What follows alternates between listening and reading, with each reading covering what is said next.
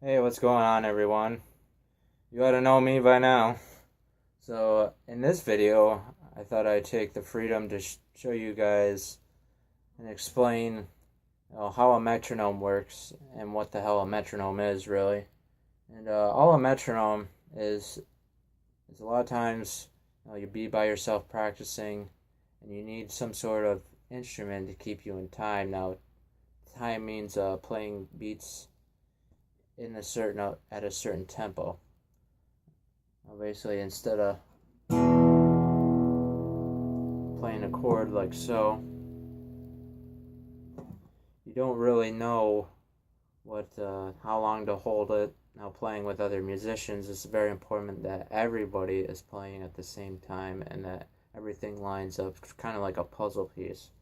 Obviously, the way a metronome works is you set your tempo, and that thing will just click along, like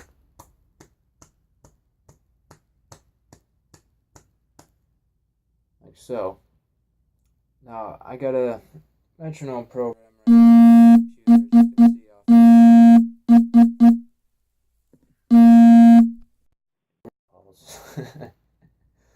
where was I?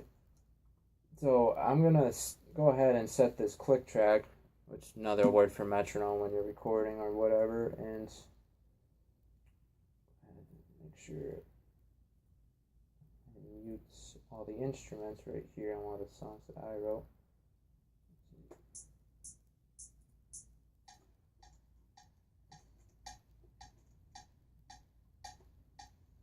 You can hear it clicking in the background right here. Where you start is the accent. This one particular is in common time, which means 4 beats per measure. Typically what most songs are written in, whether it's punk rock, rock and roll, jazz. Well, jazz, they like to screw with times a lot. Country music, most metal. Did I say metal? I think I did.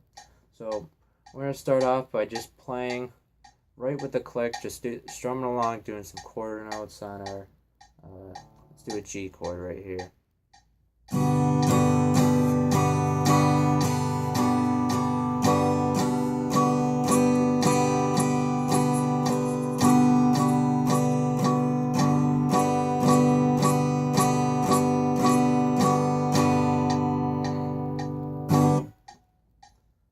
Basically what I did there, I just strummed right along with the click, just doing simple quarter note. Nothing too fancy, just straight down strums. Now in this one, I'm going to do the G chord again, but I'm going to do this with 8 notes, and basically what you're doing is grouping 2 strums for every one click there is in this click track. So you'll see what I'm talking about.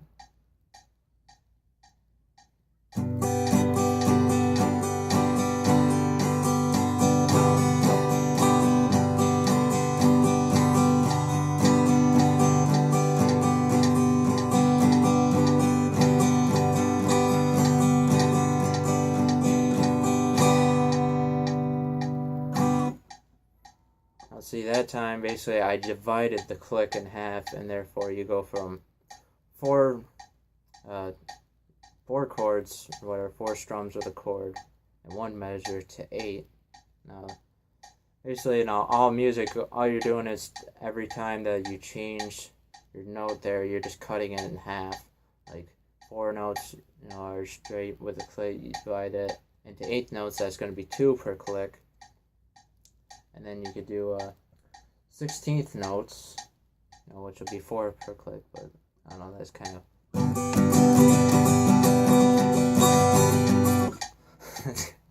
don't know, that sounds kind of weird to me, but yeah, so basically you get the idea, and you just divide everything in half, and you're going to stick along with that click right there, and that'll help keep you in time, develop your sense of rhythm there.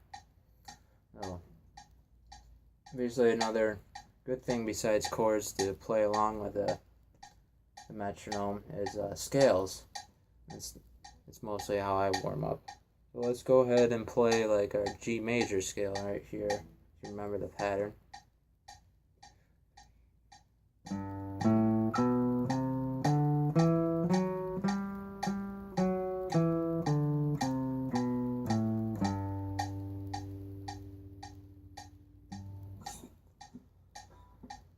see there, I just played simple right along with it, just one note per click, nothing too difficult, and that'll help keep your guitar playing smooth and flowing right along with the tempo. Whatever song you're playing, whether it's punk, metal, jazz, whatever, you just need to develop a sense of flowing with the song, really.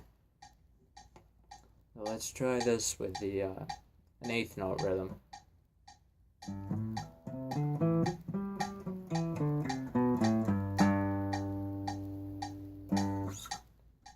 I'll see, all I did really was double my my rhythm right there, or essentially double the tempo of what you're playing, if you want to get technical about it. But yeah, instead of just playing one note per click, I divided it and played 2 notes per 1 click. That would give you those 8 notes. So again, that's basically all you need to really know about click tracks. All you're doing is playing your notes at a certain tempo, playing them right along with it, helping keep everything nice and tight and in line. So when you play with a drummer or other guitar players, bass players, even piano players, singers, even everybody's, everyone's on the same page, so to speak, when they're playing the song. So yeah, not really too hard to figure out. Some people are intimidated by them only because they probably never used them, or their timing isn't really that great. So, but yeah, just I know these things can get particularly boring, so I just practice with the metronome. Maybe like 2 to 5 minutes a day. If you can do that, eventually, you'll grow out of it to where you don't even need it. You can just jam straight with the band, or you can practice along with the song, and just figure out, and you'll really notice the difference when you start playing with the songs or the band, how things will start to really tighten up. Like, it'll sound a lot better. So like everybody's playing, like this one guy's playing too fast, this one guy's playing too slow, or you're playing faster than the song goes, or you're playing the parts too slow, or you're stopping and slowing down and speeding up in certain parts, and the song is all the same tempo. It really helps level things out and keep things really nice and together. But yeah, so basically that's all I got for my beginner part of my course here, and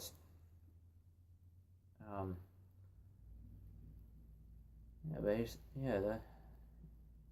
is the last video here. So basically I tried to touch a little bit on everything, explain a little bit about each thing.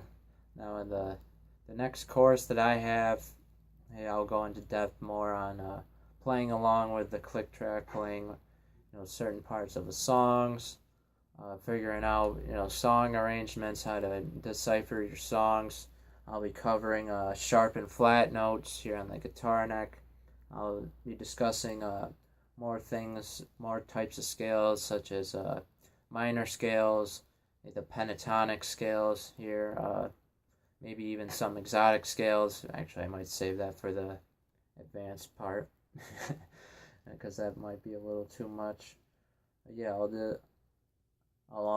do jam-alongs with other songs on how to really some parts that might give you some troubles and all that. But yeah, so I hope you enjoyed the course. I mean, I know it's nothing fancy or whatever, but that's not really what I was going for. I was going for just trying to explain everything, and give you sort of one-on-one deal instead of being all flashy and stuff like that. So hopefully you guys enjoyed it, or girls, whoever signed up.